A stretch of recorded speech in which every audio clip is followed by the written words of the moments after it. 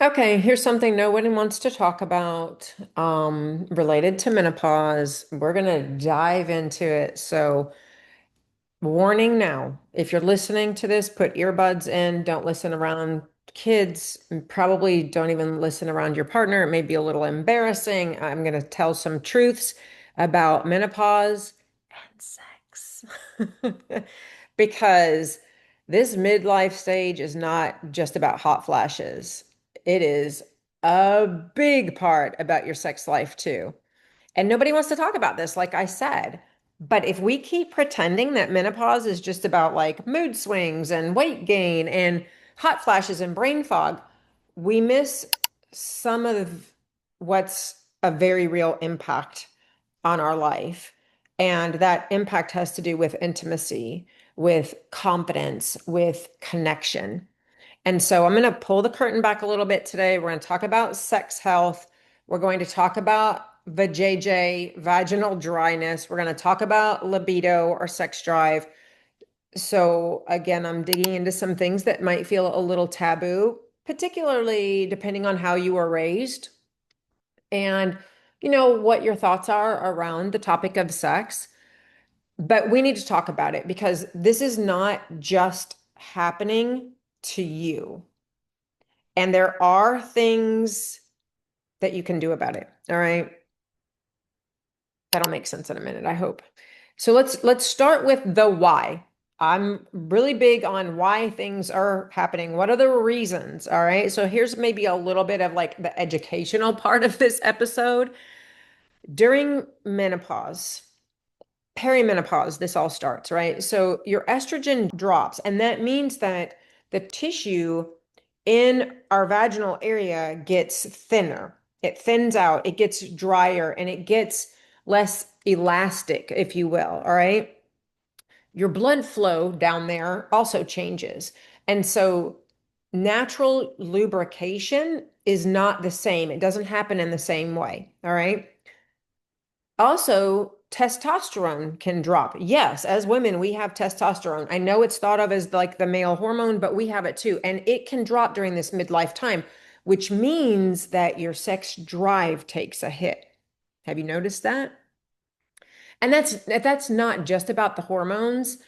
Add in stress, body image, exhaustion, maybe even medications or supplements that you're taking. And it feels like your body has betrayed you in yet another way. But I want to put this in some real terms, okay? When your skin gets drier in the winter, our faces get drier, right? The skin on your arms and your legs, your back. When that happens in the wintertime, you don't call yourself broken. We don't feel ashamed about having some ashy skin. If you know, you know. You recognize that the environment has changed, the environment that you exist in, right? And so you grab some lotion and you put it on. You might even like routinely put lotion on when you get out of the shower. If you're like me, you do. We put moisturizer on our face. That's kind of this whole menopausal thing in a nutshell. The environment inside your body has changed too. And just like your skin needs a little new care outside, externally, your inside environment needs new care too. And here's why this matters so much. When sex becomes uncomfortable or even painful, and it can during this time, you start to avoid it. And that avoidance turns or can turn into distance in your relationship. Your confidence takes a dive. You start thinking things like, I'm not as feminine anymore. I must be old. Maybe I'm not as attractive. And the silence around all of that can make you feel like you're the only one dealing with it, but you're not. This is happening to millions of women. I say all the time, we all go through this midlife transition. We all go through perimenopause and menopause if we're lucky enough to live and blessed enough to live to this stage in life. But we don't have to suffer through it. The real problem with this component of perimenopause and menopause isn't the dryness itself. See, it's the shame, it's the silence, it's the taboo-ness, if that's a word, that we've been taught to carry around about this issue, right? So, okay, Lori, what can I do? Like, let's get to some actual options. Well, there are a couple of clinical options. Lubricants, moisturizers, they can make sex more comfortable. And there is nothing wrong with using them. Do not be ashamed to go in and buy them. Do not be ashamed to introduce them into your relationship and use them. Your partner doesn't want you to be uncomfortable. So talk about it and use them. There are also some vaginal estrogen creams and other kinds of help that your physician can prescribe. There are even some non-hormonal treatments that help. And I am not a medical physician, so I'm not going to go too deep into that, but there are absolutely some things that can help that your physician can help you with.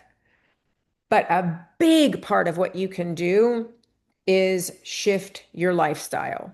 Those shifts can improve and help and improve the situation so much more than you probably even realize. Nutrition, for example, nutrition that has healthy fats on a daily basis, that includes an awareness of and an intent to get the good hydration that you need into your system, vitamin D, calcium, all of those components of your nutrition help to support your hormonal balance. And that in turn is going to help with this lubrication or lack of lubrication issue.